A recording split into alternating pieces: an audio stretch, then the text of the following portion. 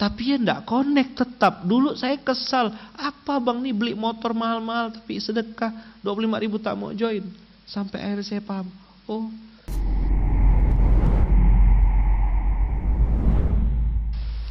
abang kakak tadi ada kalimat dari ayah kita, takwa pangkal kaya. Salah satu definisi takwa itu adalah kaziminal ghaiza. 133. Lalu ada kalimat tadi takwa pangkal kaya. Wasari'u ila magfir. Bentar lagi Ramadan, sudah Rajab sekarang. Allahumma barik lana fi Rajaba wa Sya'bana wa ballighna Ramadan. Jangan lupa Ramadan bukan untuk war takjil. Ramadan bukan tanda kutip semata-mata lomba jus, lomba sholat. Ini hati-hati kalimat saya ini. Lomba ibadah dan itu pakai KPI kita sendiri. Lupa apa target yang diminta oleh Allah. Ayat ini nanti populer, semua ustadz akan bawakan ayat ini. Kutiba alaikumus siyamu kama kutiba alal ladzina min qablikum la'allakum tattaqun. Aku wajibkan puasa agar kalian bertakwa. Yang jarang dibahas adalah apa sih tanda-tanda orang tuh bertakwa?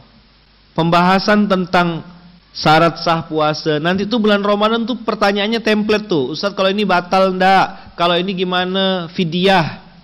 Maka frequently answer question itu dijawab pakai video template aja.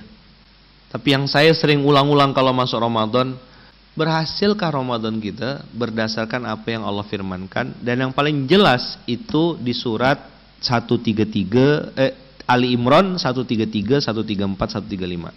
2025 ini, bulan Rajab ini, kita belajar untuk pemanasan memasuki Ramadan, karena bisa jadi latihannya 3 bulan. Saya pribadi abang kakak sangat percaya untuk membangun habit itu tidak bisa 1 minggu. Membangun habit itu minimal 3 bulan. 90 hari. 90 hari melawan kemalasan, 90 hari memaksa diri untuk bangun subuh lebih awal, 90 hari memaksa diri untuk berjamaah di masjid, 90 hari untuk baca Quran, 90 hari untuk jaga mulut, 90 hari untuk menahan amarah. Surga disiapkan untuk orang-orang yang bertakwa, yang luasnya arduhas samawati wal ard, uiddat, disiapkan. Jadi surga ini Allah prepare. Tentu ini ayat untuk orang yang masih percaya sama Allah ya. Karena saya dapat kesimpulan sederhana, kenapa orang tidak percaya surga, tidak percaya neraka, tidak percaya siksa kubur. Jangankan yang begitu-begitu, Allah aja dia tidak percaya. We are talking with the wrong person. Dia tak percaya Tuhan. Maka bagi dia surga neraka tidak realistis dan tidak relevan sama otak dia. Jangan dipaksa. Itu kenapa saya pun tidak mau maksa juga abang kakak. Saya tahu ini paling segitu-gitu aja orang yang nonton SMK tuh. Paling pun bertambah ya 1-2 orang atau kadang-kadang setengah orang, habis itu hilang. Saya tidak pernah ada urusan sama kuantitas manusia. Dah, ngapain kita di Ramadan? Apa pemanasan di bulan Rajab ini? 1, yunfikuna fis sarra'i wad dharra. Berinfak, bersedekah di waktu lapang maupun sempit. Abang kakak, usikum wa iya nafsi bitaqwallah, melawan kebakhilan dalam diri sendiri itu bagian dari pemanasan menghadapi Ramadan. Jangan pakai barometer engkau sendiri. Saya mending Ustaz 50.000, teman saya itu 1.000-2.000 aja. Itu salah pembanding. Kalau akhirat lihatnya ke atas. Ada orang sekali geser tuh 500 juta. Nanti kita kepancing tuh. Bilang begini, saya mah kalau kaya nanti bisa sedekah gitu juga. Iya ke apa? Yang udah-udah sih ndak begitu. Waktu miskin janji, waktu kaya pelit. Jadi Ramadan itu berhasil atau tidak ketika kita selesai Ramadan, berarti bulan Syawal, itu semakin dermawan. Cara membandingkannya, bandingkan infak, sodakoh, wakaf, zakatmu di bulan Ramadan itu dengan bulan Syawal. Apakah kuantitas atau kualitas infaknya makin naik atau turun? Yang tahu kau sendiri. Ustadz, dia sedekah banyak loh Ustadz, 10 juta. Wow, amazing. Di rekeningnya ada 10 miliar. 10 juta tuh cuma seuprit aja. Abang kakak jawab ya. Allah tahu enggak kalau kita tak punya duit tapi pengen sedekah? Tahu? Sekarang pertanyaannya, Allah tahu enggak kalau kita itu punya duit tapi pura-pura tak punya? Saya enggak nakut-nakutkan, cuma ngasih tahu aja. Allah tuh punya sejuta cara loh untuk merampoknya. Tidak bermaksud mengeneralisir. Tapi ini bisa jadi satu dari sekian banyak materi untuk muhasabah. Kalau abang kakak ngerasa badan mudah sakit, ujian kayak tak habis-habis, coba cek, jangan-jangan kita ada di zona pelit, bakhil berbalut dalil. Coba diulang. Apa itu bakhil berbalut dalil? Dia bilang yang penting itu kita walaupun sedikit ikhlas ayaman. Dari 2000 tahun 2000 sampai 2025 sedekahnya masih 1000 di kota amal untuk sholat Jumat. Tidak ada progres sama sekali gitu. Pembandingnya adalah kita sendiri abang kakak dengan kita yang satu lagi. Jadi apa namanya? Bakhil berbalut dalil.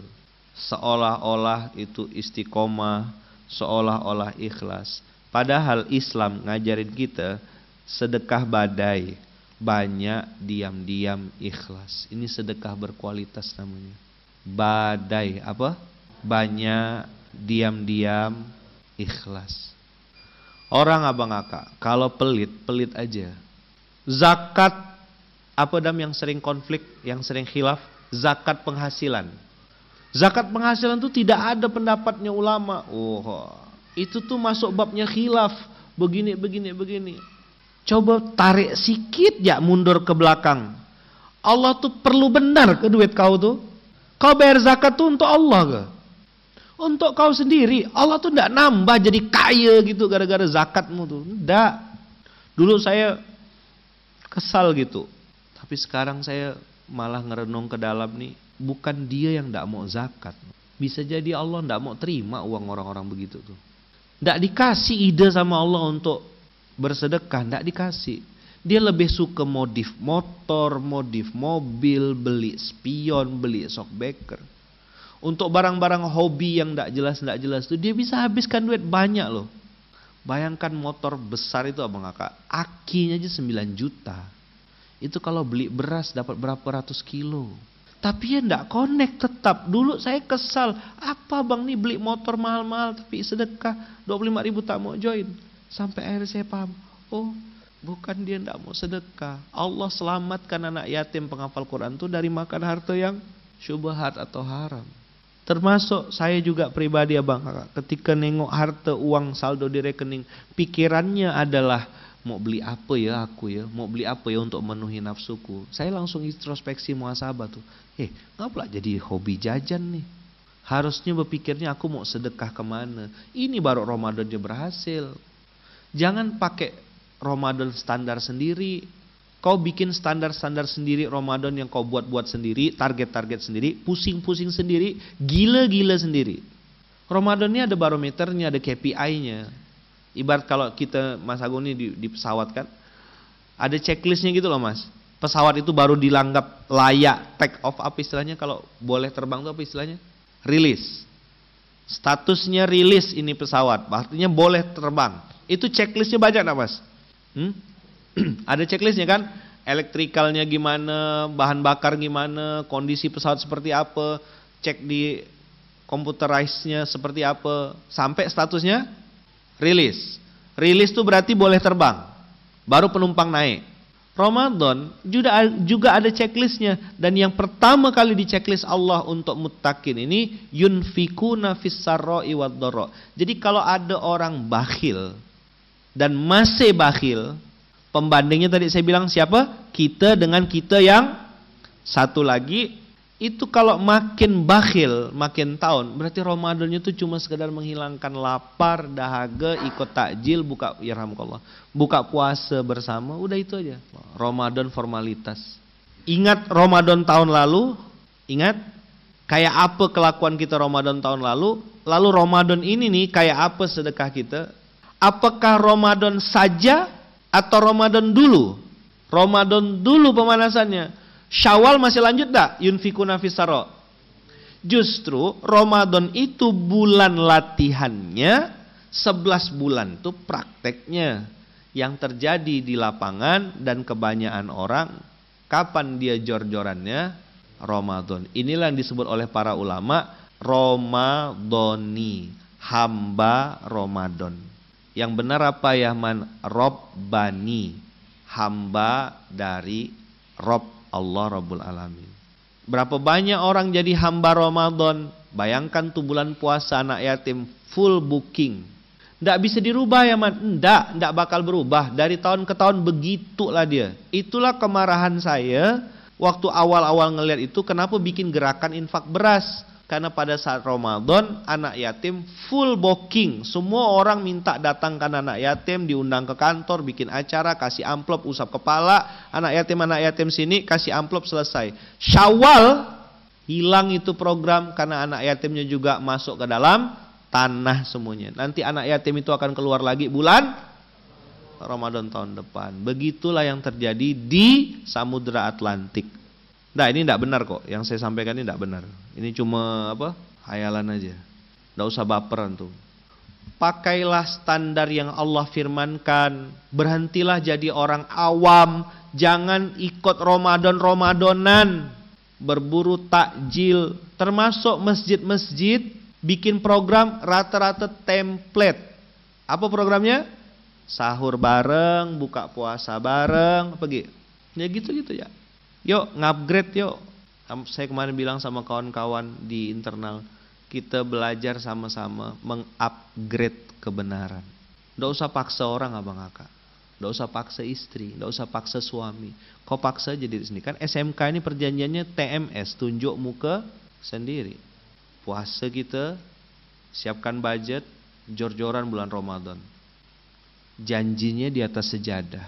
Ya Allah bukakanlah pintu-pintu rezeki baru supaya saya bisa praktek. Dan abang kakak kita kan sama-sama paham ya, di dalam Al-Quran kalau disebutkan di awal itu pasti ada skala prioritas. Nomor 1 Ramadan ini Allah minta harta kita. Harta dulu diminta sama Allah. Bi amwalikum. Coba lihat kalimat selanjutnya. Setelah berinfak di waktu lapang maupun sempit, berarti kan tidak ada alasan untuk tidak berbagi. Tidak ada alasan untuk tidak memberi. Setelah harta keluar, abang kakak, duit keluar, baru Allah bilang kaziminal ghaiza.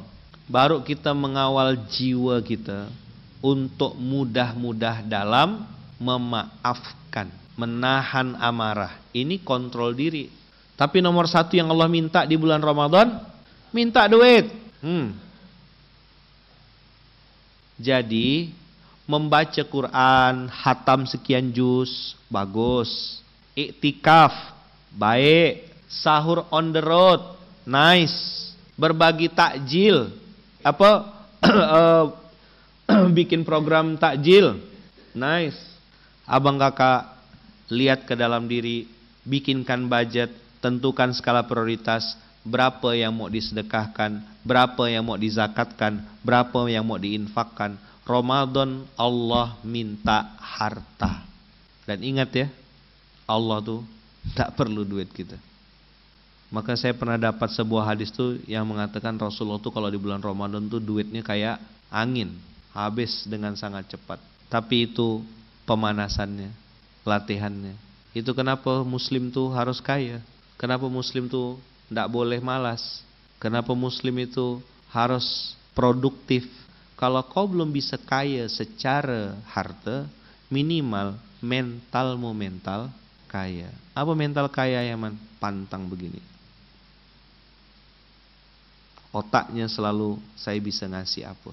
Siapapun yang mentalnya minta, mentalnya ngambil, taker, mentalnya taker, tukang ngambil, itu pasti miskin. Tapi ada mental giver, give. Saya bisa ngasih apa? Saya bisa bantu apa?